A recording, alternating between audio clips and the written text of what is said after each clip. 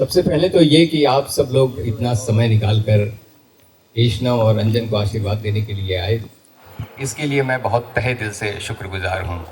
बहुत आभारी हूँ आपका और बहुत ही मशकूर हूँ, कृतज्ञ हूँ और many many thanks to you. यूँ तो बच्चों के बारे में बात करने में मैं थोड़ा संकोच करता हूँ, लेकिन आज कुछ बात ऐसी है कि एशना के बारे में कुछ कहना चाहिए, मुझे ऐसा लगता है। एशना हमारे घर में एक रोशनी की तरह है। आप ये कह सकते हैं कि रौनक रौनक उसकी दोस्त भी है, पता नहीं वो आई है कि नहीं। रौनक, हमेशा कॉर्नर पर रहने वाला आदमी हूं, इसलिए आज थोड़ी मुश्किल हो गई। तो रौनक है वो, और फेस्टिव मूड रहता है घर में। कोई भी ऐसी चीज हो जिसमें एशना शामिल न हो तो कुछ हो ही नहीं सकता।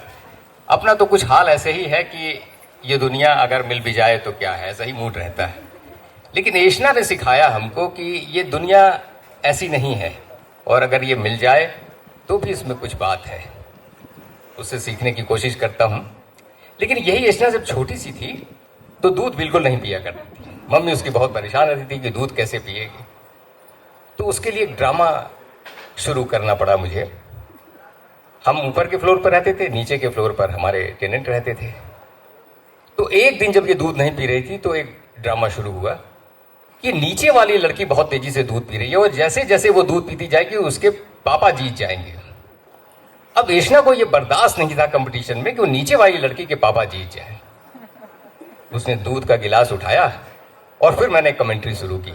अब नीचे वाली लड़की बहुत तेजी से दूध पी रही है, लगातार पीती चली जा रही है। ऐसा लगता है कि उसके पापा जीत जाएंगे और एशना के पापा हार जाएंगे। अब एशना को अपने पापा को हराना नहीं था। एशना ने 1 सेकंड में दूध उठाया और पी के फिनिश कर दिया, और इस तरह से एशना के पापा जीत गए।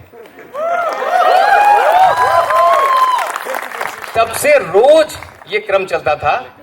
इस लड़की ने कभी पूछा नहीं कि पापा वो नीचे वाली लड़की थी कहाँ या है कहाँ जिससे मैं रोज कंपटीशन करती। उसको अपने पापा को जिताना था और वो जिताती रही, और तब से आज तक वो हमेशा अपने पापा को जिताती रहेगी। जब वो रायन प्रिंसेस बनी तो उसकी प्रिंसिपल ने हम लोगों को बुलाया, कुछ उसकी तारीफ की, और उसके बगल में एक बहुत खूबसूरत सी एक टीचर खड़ी थी, बड़ी यंग सी थी। उन्होंने कहा, आप देखिए मुझे खूबसूरती का कितना ख्याल है, आज भी मुझे याद है। शायद उनका नाम प्रीति ऐसे ही कुछ था। उन्होंने कहा, मैं चाहती हूँ, ईश्वर से प्रार्थना करती हूँ कि मेरी भी एशना जैसी एक लड़की हो। अब मैं इसमें क्या कर सकता था। मैंने ऊपर हाथ उठाया, बगल में श्रीमती जी खड़ी थी। मैंने भगवान की तरफ देखा, हमने कहा इसमें तो उन्हीं का हाथ है, मैं तो। और उसके बाद वक्त आया जब वो सीए का फाइनल एग्जाम दे रही थी।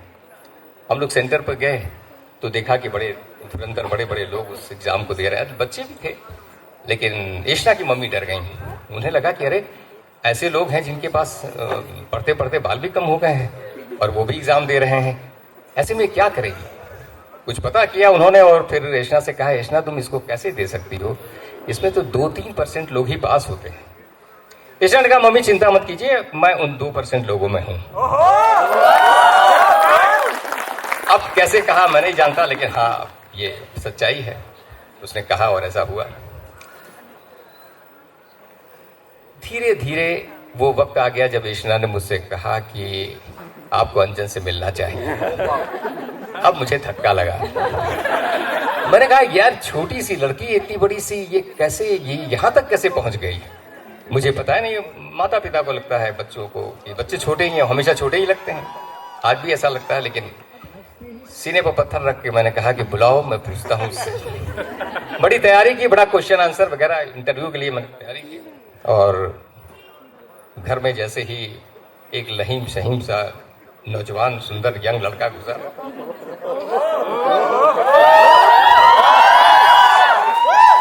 पहुंचते ही टेबल पर उसने एक बॉक्स रख दिया। Box sweet Bengal, heavenly taste, और उसमें भी बेक्ड रसगुल्ला। अब वो बॉक्स को देखते ही मेरा सारा जो क्वेश्चनर मैंने बनाया था वो काफूर हो गया।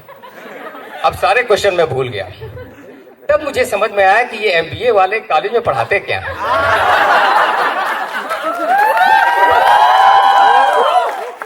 और फिर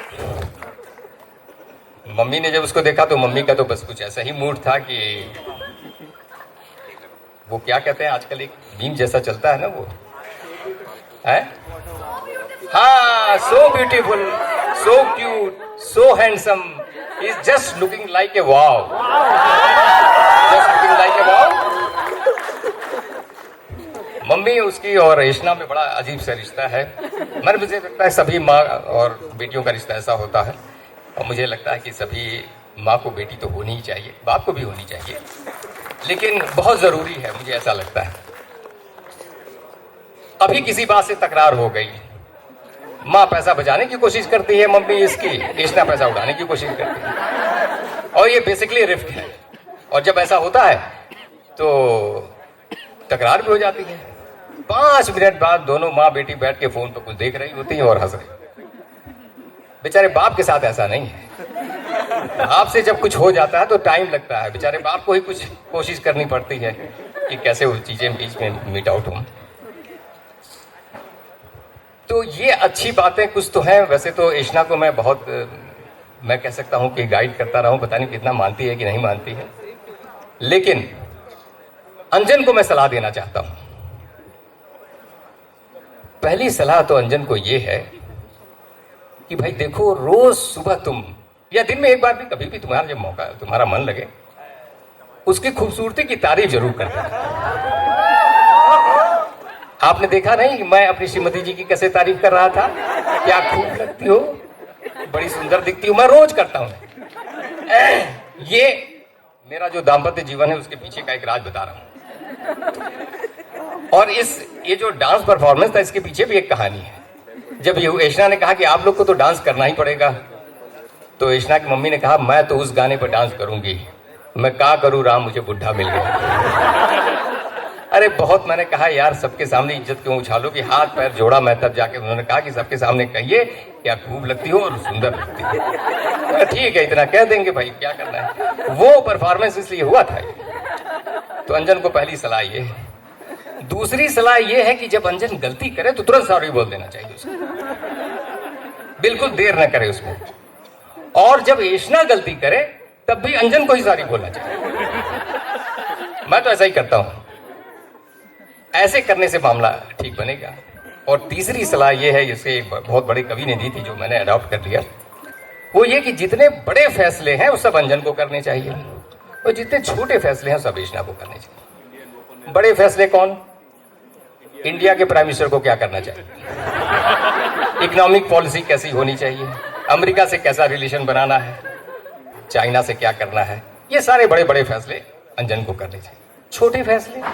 छोटे फैसले ये कि घर में कैसा फर्नीचर आएगा, आज घर में खाना क्या बनेगा, आज घर में खाएंगे या बाहर जाएंगे, कौन सी फिल्म देखी जाएगी, किस वीकेंड पर कहां जाएंगे, घर के पर्दे कैसे होंगे, और सबसे बड़ी बात कि अंजन को पॉकेट मनी कितनी मिलेगी। ये सब छोटे फैसले हैं, और ये छोटे फैसले करना पड़ेगा। खैर ये तो थोड़ी सी जोक की बात हो गई, लेकिन मैं एक सच्ची सलाह देना चाहता हूं जो मैंने जीवन में अनुभव किया। रेशना और अंजन पहले दोस्त बने और अब वो लाइफ पार्टनर बनने जा रहे हैं। तो ये जो दोस्ती का जज्बा है, जो जहां से शुरू हुआ था, वो कभी खत्म नहीं होना चाहिए। हमेशा दोस्त बना रहना बहुत जरूरी है। दोस्ती एक ऐसी चीज होती है जिसमें हम एक दूसरे को वो जैसा है वैसा ही एक्सेप्ट करते हैं, उसे स्वीकार करते हैं, उसकी कमियों को और उसकी खूबियों को भी, और जजमेंटल नहीं होते हैं। तो हम आप सबसे प्रार्थना करते हैं कि आप उन्हें आशीर्वाद दें कि इनकी दोस्ती इतनी गहरी हो कि इनकी शादी भी इनको मुश्किल में न डाल पाए। होता है कई बार शादी के बाद दोस्ती टूटती है, लेकिन इनकी दोस्ती बरकरार रहे। दोस्ती बहुत बड़ी चीज है, और हम आप सबसे उम्मीद करते हैं कि आप आशीर्वाद देंगे। मेरा आशीर्वाद तो है ही है। जब मैं अंजन को परखने की कोशिश कर रहा था तो मुझे बेंगलोर आया, और जब मैं मोहन जी और ममता जी से मिला तो मुझे तब जाकर ये लगा कि आखिर उनके जैसे व्यक्तित्व का ही बेटा अंजन हो सकता है। ममता जी ऐसा लगता है जैसे ममता की मूर्ति है, एकदम अन्नपूर्णा की तरह, और बहुत गहरा दिल रखती हैं। और मोहन जी तो शानदार आदमी हैं, उनके तो बात ही क्या कहें। लेकिन ईशना बहुत भाग्यवान है कि उसे ऐसे माता पिता मिले हैं। हमारे तरफ एक गीत हुआ करता था कि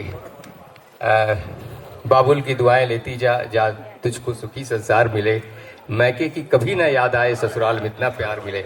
मुझे लगता है उसको ससुराल में यूं ही बहुत प्यार मिलने वाला है, और ये मुझे कहने की ज़रूरत नहीं है। लेकिन हाँ, वेर इज़ ह्यूमन, आदमी से गलतियाँ होती हैं, और ये सब हम सबसे होती है, और ईशना से भी होंगी। तो मेरी प्रार्थना है मोहन जी से और ममता जी से कि जब वो गलती करें तो वैसे भी उनका दिल बड़ा, वो माफ़ कर देंगी, उसमें तो कोई बात ही नहीं है। लेकिन अगर गलती कुछ ज़्यादा भी हो जाए तो उसकी सज़ा ईशना को नहीं, ईशना के पापा को मिलनी चाहिए, क्योंकि वो गलती जो कुछ भी वो करेगी उसमें मेरी हिस्सेदारी है। इस बात के साथ मैं अपनी बात समाप्त करता हूं, और मैं मोहन जी और ममता जी का बहुत बहुत बहुत बहुत धन्यवाद करता हूं। आप सब इस समारोह में शामिल हुए और बच्चों को आपने आशीर्वाद किया, और आप सभी जिनको मैं बहुत नाम से जानता नहीं हूं, आप सबका मशहूर हूं, बहुत शुक्रगुजार हूं, और बहुत बहुत बहुत बहुत बहुत बहुत धन्यवाद आप सब। Thank you.